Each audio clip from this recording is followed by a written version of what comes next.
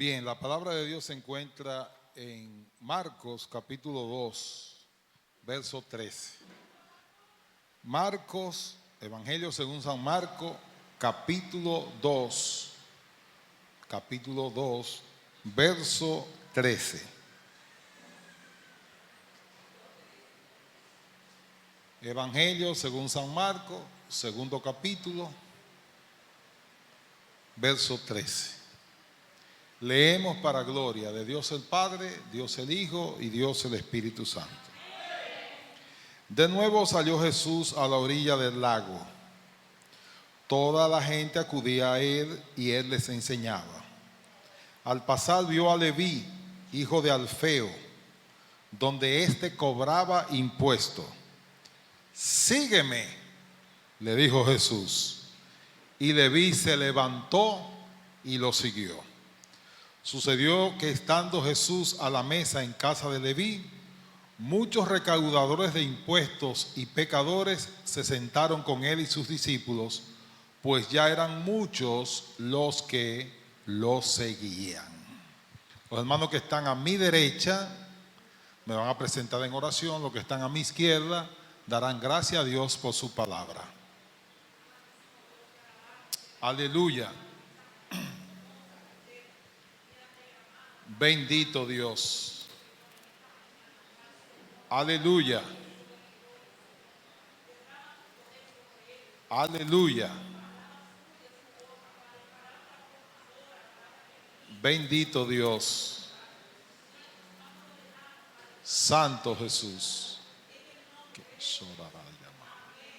Gracias Jesús. Gracias Jesús. Se pueden sentar, amados hermanos. De nuevo, dice las Escrituras, de nuevo. ¿Qué significa que de nuevo? De nuevo salió Jesús a la orilla del lago. Significa que antes de esta vez, él había estado en el lago, a las orillas del lago. ¿Qué hacía Jesús a la orilla del lago?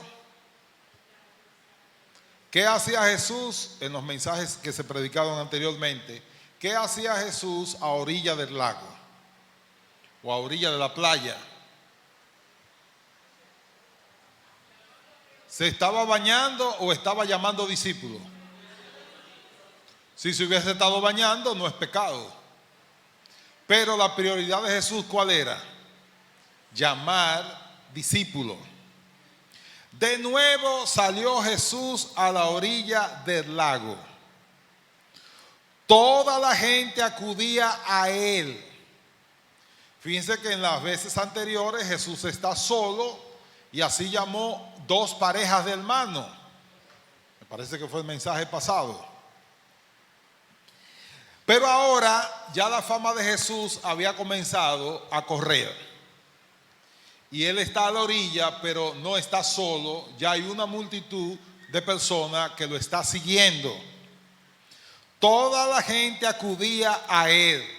Recuérdense que en el último verso que analizamos, en el mensaje pasado, decía que la gente se admiraban por su doctrina, porque no les enseñaba igual que los escribas, sino como el que tiene autoridad. La autoridad de conocer las escrituras y vivir las escrituras. Porque tú puedes saber la Biblia, pero lo que te da autoridad a ti no es saber la Biblia.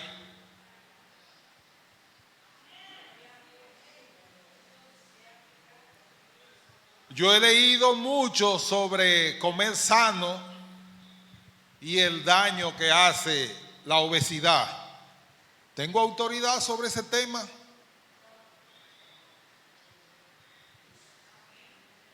¿Me explico? ¿Por qué no tengo autoridad? ¿Y Samuel? ¿Y Moisés? ¿Tienen autoridad?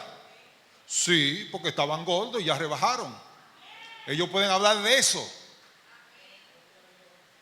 Hasta que no rebaje, yo no puedo mandar a la gente a rebajar porque, predicador, aplícate el mensaje a ti primero. ¿Alguien me entiende, hermano? La autoridad de Cristo es porque lo que Él enseñaba estaba viviéndolo. Dile al que está al lado tuyo, vivir la palabra de Dios nos da autoridad. Autoridad no es hablar duro. Autoridad no es jefiar. Autoridad es permitir que Cristo viva a través de nosotros y que fluya Cristo a través de nosotros. Esa es la autoridad que tiene el creyente. Así que Jesús está ahí, hay una multitud de personas, pero hay algo que me gusta de Jesús. Digo, hay muchas cosas que me gustan de Jesús. Siendo honesto, todo lo de Jesús me gusta. ¿A cuánto le gusta todo lo de Jesús? A pesar de que había una multitud de personas, Él se fijó en alguien en particular. Al pasar, vio a Leví. ¿No se acuerdan que Él también vio a los hermanos cuando pasó, que ellos estaban trabajando? Y mientras Jesús pasa, vio a Leví. Lo vio. Dile que está al lado tuyo, Él me vio. Cuando yo estaba en el barro cenagoso del pecado. Amén. Cuando no lo conocía, Él me vio. Cuando no lo invocaba, Él me vio. Cuando estaba lejos de esta salvación, Él me vio. Alabado sea su nombre. Aleluya. Aleluya.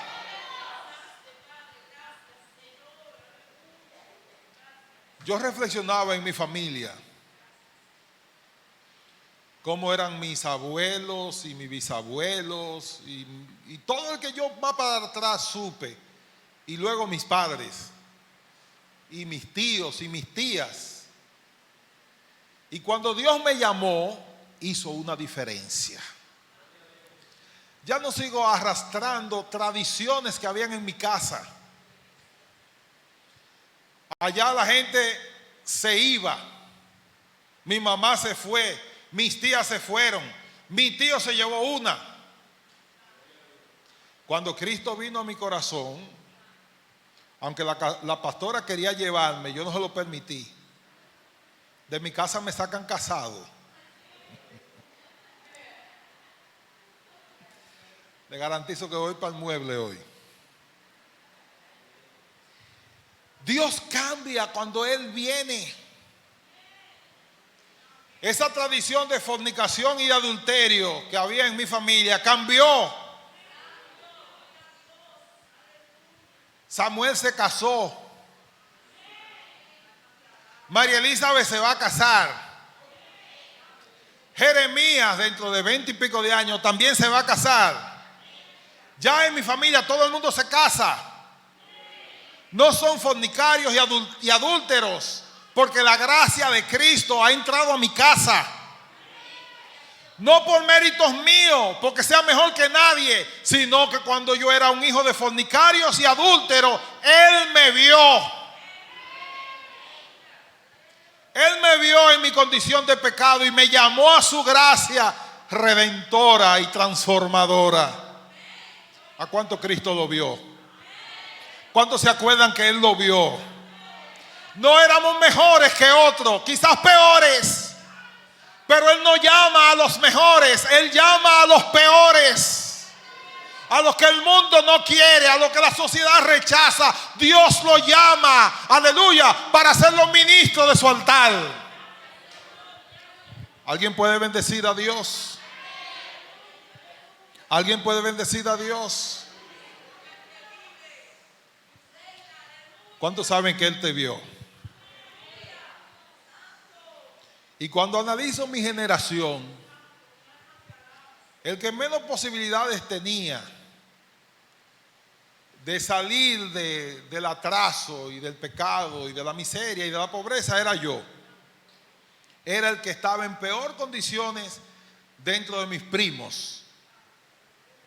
Pero Dios hizo la diferencia.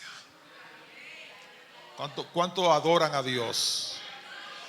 Yo no necesito que Él me dé más nada. Con lo que Él me ha dado es más que suficiente para agradecerle el favor de sus muchas misericordias. ¿A cuánto Él lo vio? ¿A cuánto Él lo marcó? ¿A cuánto le cambió la vida y le cambió su herencia? Aleluya. Ya no heredamos pecado, ahora heredamos la gracia redentora de Cristo. Somos herederos de las riquezas espirituales en Cristo Jesús, Señor nuestro. Aleluya. Y se rompieron tradiciones. Tradiciones antiguas se rompieron en mi vida. No pasaron para donde Freddy Samuel. Y Freddy Samuel no se la va a pasar porque él no lo supo a Jeremías. Él es quien hace la diferencia. ¿A cuánto él lo vio? ¿Alguien aquí? Jesús te vio. Jesús te vio. Dice que vio a quién, a Leví, hijo de Alfeo, donde éste estaba trabajando. ¿Cuál era el trabajo de este hombre? Dice el verso 13 que él era cobrador de impuestos. Esa figura para nosotros no se entiende porque nosotros no tenemos cobradores de impuestos que vayan a tu casa a cobrarte los impuestos. Los impuestos nos los cobran en el colmado, en el almacén, en la tienda, en el supermercado, cada vez que tú compras o pagas servicio. Fíjense cuando ustedes le dan una factura que dice hace tanto, ITEVI tanto. El ITEVI es el impuesto. Cuando el supermercado Bravo o cualquier supermercado vende 10 millones de pesos, le tiene que entregar al Estado 1.8 de impuestos. Ellos lo tienen y se lo entregan al Estado. Así que nosotros no tenemos la figura del publicano o del cobrador de impuestos. Pero en la época de Cristo, los impuestos te lo cobraban directo. Tú vivías en una zona y había un impuesto asignado a esa zona. En Tamboril, el impuesto son 5,000 pesos. Entonces había una lista donde tú estabas y todos los años el cobrador de impuestos te buscaba para que tú pagaras los impuestos. Si tú no ibas, como algunos que no les gusta pagar, entonces el cobrador iba con la guardia a cobrarte a tu casa. Y si tú no tenías con qué pagar, se llevaban lo que fuera que hiciera el equivalente al precio de los impuestos. ¿Era el cobrador de impuestos alguien amado? Oraban la gente: Señor, envíame el cobrador de impuestos, por favor. Amén, hermano. Cuando veían un cobrador de impuestos, utilizando un gesto católico, se presinaban. Amén, hermano. Y le hacían la cruz, utilizando un término de ahora. Así que el cobrador de impuestos era alguien deseado o indeseable. Era alguien indeseable que la gente no lo quería. ¿Qué persona es indeseable hoy día? Que la gente no lo quiere. Yanalán. Un cobrador de impuestos era un yanalán cualquiera. Alguien que la gente no lo quiere. ¿Ustedes no creen que les puedo poner ejemplos de lo de ahora? Si no se lo pongo, no entienden lo que es un cobrador de impuestos. Alguien que la gente no lo quiere por dos razones. Número uno, me está cobrando un impuesto. Número dos, el impuesto era cobrado por el Imperio Romano. Había que pagárselo a los romanos. Imagínense que nosotros los impuestos tuviéramos que pagárselo a los alemanes. que cada vez que cobran los impuestos a los alemanes, o no vayamos lejos, en la segunda década del siglo pasado, nos invadieron por primera vez los marines norteamericanos. Y en los puertos y los aeropuertos, los impuestos los cobraban autoridades portuarias norteamericanas. Así que los impuestos los cobraban extranjeros. ¿Se sentía bien un dominicano pagándole a un yanqui? ¿Se sentían bien? No. Por eso habían revueltas y habían grupos armados durante ese periodo de invasión, porque se oponían a que nuestro territorio estuviera invadido y a que estuviéramos pagando el impuesto a una superpotencia. Ese es el estado en el que se encuentran en la época de Jesús, y Jesús llamó para que sea parte de su equipo a un traidor de los judíos. Los judíos consideraban a los cobradores de impuestos como traidores a la patria, porque estaban al servicio del imperio romano. Así que Jesús llamó a un cobrador de impuestos, a un traidor a la patria. Pero eso no era todo. Los cobradores de impuestos solían dar un precio. Yo voy a cobrar los impuestos de Tamboril. ¿Cuánto cuestan los impuestos de Tamboril? 2 millones de pesos. Ok, yo lo pago. Pero entonces, cuando ellos iban a cobrar los impuestos, no iban a cobrar 2 millones. Ellos forzaban para cobrar 3 o 4 millones. Para que tengan una idea, el que mete dinero en política, cuando gana ese partido, ¿qué quiere? Que si dio 1 millón, le devuelvan para atrás ¿cuánto? 1. No. Entonces eso mismo hacían los cobradores de impuestos. Pagaban el impuesto de la región y entonces ellos se encargaban de sacarle a la gente, a la mala, el impuesto. Así que ellos habían quebrado negocios, habían quebrado familias y eran indeseables. Jesús llamó a ese hombre. A lo que los judíos no quieren, Jesús lo llamó para que fuera parte del equipo. ¿Alguien puede bendecir a Dios?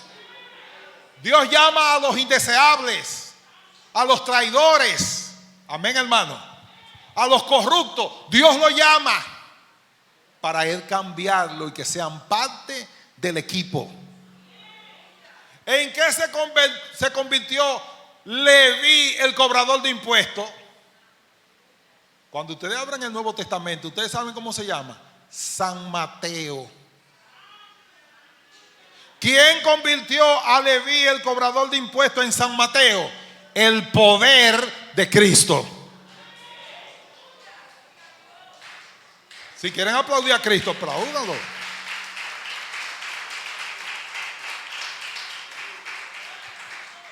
¿Qué le dijo Jesús a Leví? Sígueme.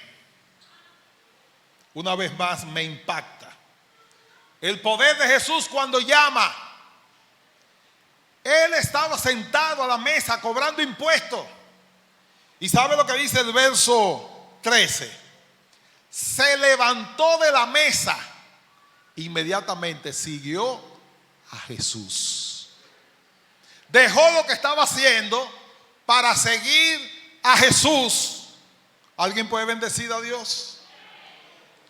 Sucedió que estando Jesús a la mesa en casa de Leví, el hombre está contento.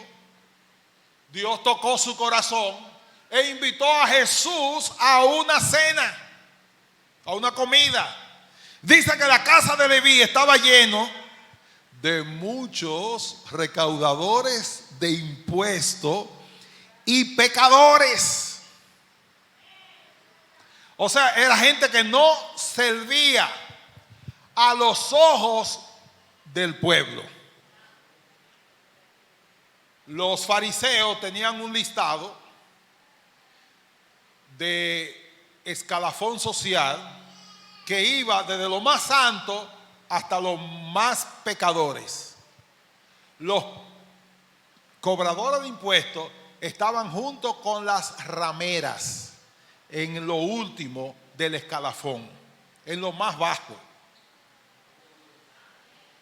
Un fariseo nunca hubiese llamado a su escuela a un cobrador de impuestos. Dice que la casa estaba llena de ¿qué? De amigos de Leví, de gente que igual que Leví hacían lo mismo, cobraban impuestos, y pecadores. ¿Y a quiénes llama Jesús?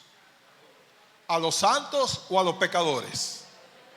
Él llama a pecadores. ¿Cuántos lo adoran? Se sentaron con él y sus discípulos. Imagínense al pastor y a Chelo Santana. Y estamos en una reunión. Está el pastor, está Chelo Santana, 10 piperos, el dueño del punto y 3 bucavidas. La mayoría de los hermanos nos fusilarían. Mira el pastor y Chelo, dice que son pastores y predicadores y están junto con piperos, con dueños de punto y con mujeres bucavidas. ¿Sí o no? Yo le garantizo que toman fotos y la suben. Mírenlo donde están. Y a Jesús le dijeron lo mismo. Oye, pero Señor, si tú eres un maestro de la ley, tú sabes la calaña de gente con la que tú estás sentado. Dicho en buen cibaeño, ¿verdad? Esta gente no vale la pena. ¿Por qué come con recaudadores de impuestos y con pecadores? Al oírlo Jesús le comentó: no son los sanos los que necesitan al médico, sino los enfermos. Y yo he venido no a llamar justo, sino a llamar a los pecadores. Así que el predicador no debería estar aquí en la iglesia. ¿Dónde deberían de estar los predicadores?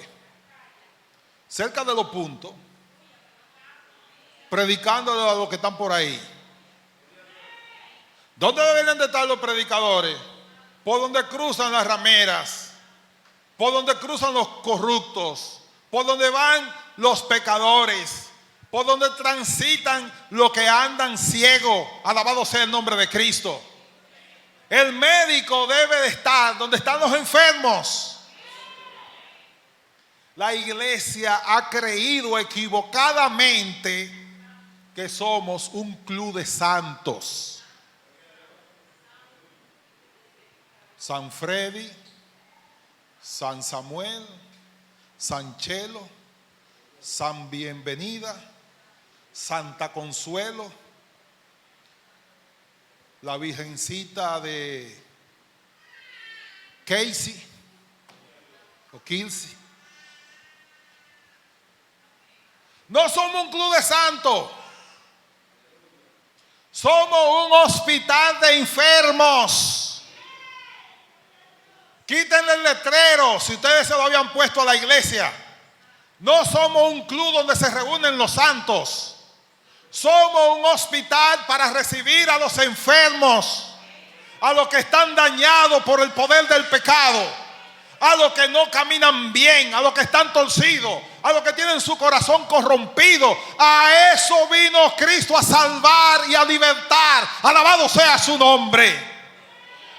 Somos un hospital de pecadores, donde unos somos asistentes del doctor. Amén, hermano. Y tenemos que recordar, y los médicos lo saben, que son los que están enfrente, en la primera línea de batalla contra la pandemia, que ellos mueren. Muchos médicos han muerto ayudando a otros. Y nosotros que estamos en el hospital de Cristo tenemos que entender que somos asistentes del médico, somos camilleros. Andamos en la ambulancia, en el 911, buscando pecadores para traerlos al hospital de Cristo. Pero no estamos inmunes a la enfermedad. También a nosotros nos puede afectar. También los médicos médicos mueren, las enfermeras mueren, los asistentes mueren. Alabado sea el nombre de Cristo. Alabado sea el nombre de Cristo. Aleluya. Dile al que está al lado tuyo: no somos un club de santos. Somos un hospital de pecadores. La iglesia no es un club de santos. ¿Que cuál es más santo? No. No estamos para ver cuál es más santo o cuál no es más santo. Estamos para ver quién sirve o no. Quién sirve más a los necesitados. Quién extiende su mano para rescatar a los perdidos. ¿Quién pone su voz al servicio del reino para llamar a los que están lejos? ¿Quién enciende una luz para iluminar a los que están en tinieblas? Aleluya, aleluya. Por eso Jesús cenaba, comía con rameras, con cobradores de impuestos y con pecadores. ¿Alguien me escucha, hermano? Si Jesús, que es el maestro, se reunía con pecadores, la iglesia, ¿qué está llamado a hacer? Llevar la palabra a los pecadores. No estar brillando nosotros a ver cuál tiene más estrella en la corona, o cuál es más justo, o cuál es más santo. No estamos para desfilar a ver cuál es más santo. Estamos para servir a los necesitados. La palabra de Cristo. ¿Alguien me entiende, hermano? ¿Alguien entiende? Y quiero terminar este punto notando algo importante. En el verso 15 dice que cuando estaban en la mesa estaba llena de cobradores de impuestos y pecadores. ¿Que lo invitó quién? ¿Quién invitó a estos cobradores de impuestos? Él llevó a sus amigos, lo invitó. ¿Y quién era Leví? Un hombre que no le importaba que lo llamaran traidor, porque él lo que le importaba era hacer dinero. Y ahora llama a los demás porque encontró a alguien que le dio lo que el dinero no le daba. Cristo llena plenamente todas las necesidades del hombre. ¿Qué tenemos nosotros? ¿Alguien tiene a Cristo? Ese Cristo es el que los pecadores necesitan. Ese Cristo es el que los depresivos necesitan. Ese Cristo es el que los quebrados necesitan. Ese Cristo es el que los angustiados necesitan. Ese es el Cristo que el hombre de hoy necesita para ser salvo. ¿Dónde están nuestros amigos? ¿Dónde está nuestra familia? ¿Dónde están nuestros compañeros de estudio? A ellos hay que buscarlo. Y a ellos hay que sentarlo a la mesa con el maestro, para que el maestro también lo ministre y le dé un corazón arrepentido como nos ha dado a nosotros, y nos dé el gozo de esta salvación tan extraordinaria. Aleluya, aleluya. Así que olvidémonos de estar midiendo el nivel de santidad de nadie. No estamos para medir santidad de nadie. Estamos para atender a los pecadores. Que el hermano hizo esto, aquello, lo otro. Que haga lo que él quiera hacer. Ahora bien, nada de lo que tú hagas está fuera del ojo de Dios. Amén, hermano. Pero nuestra misión no es medir el nivel de consagración o de santidad de los hermanos. Nuestra misión es presentar al médico a los que están enfermos. ¿Alguien quiere seguirlo? ¿Alguien quiere seguirlo? No sé qué tan malo era Leví. Lo que yo sí sé es que cuando él probó a Cristo, no se quedó con él. Lo quiso compartir. Cristo es para compartirlo. Dile al que está al lado tuyo, Cristo hay que compartirlo. Esto no es para uno quedarse con él. Es para compartirlo. El mundo necesita a Cristo. ¿Y quién tiene a Cristo para compartirlo? ¿Quién tiene a Cristo para compartirlo? ¿Quién está dispuesto a compartir a Cristo? Es lo que el mundo necesita, a Cristo. ¿Y en qué se convirtió la casa de Leví? La casa de pecadores, la casa de cobradores de impuestos. Posiblemente en esa casa se hacían fiestas.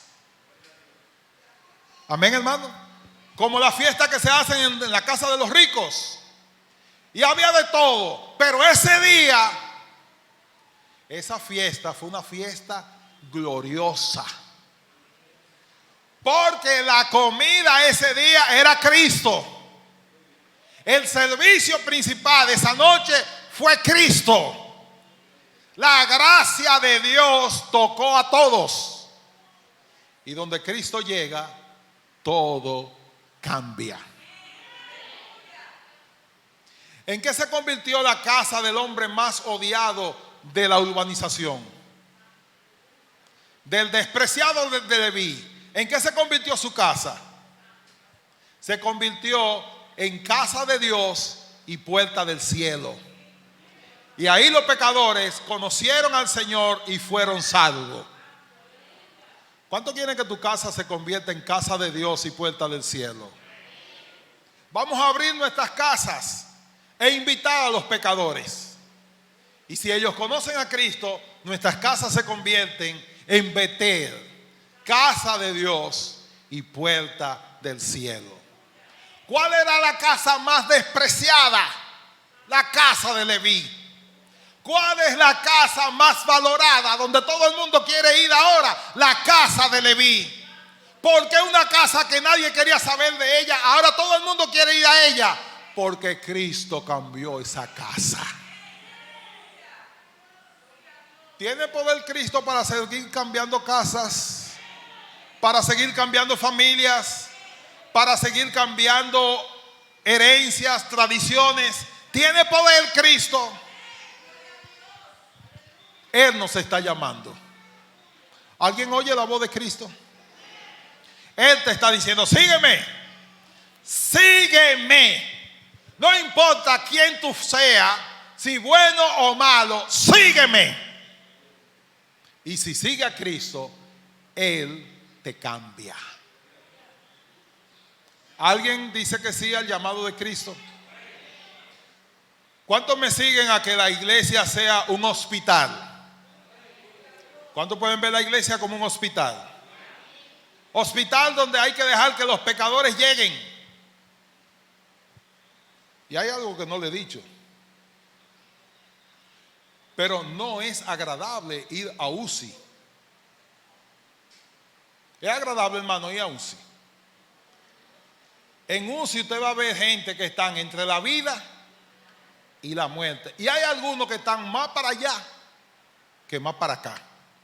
Hay algunos que solamente las máquinas lo mantienen vivo. Pero ya esa persona ya no está ahí.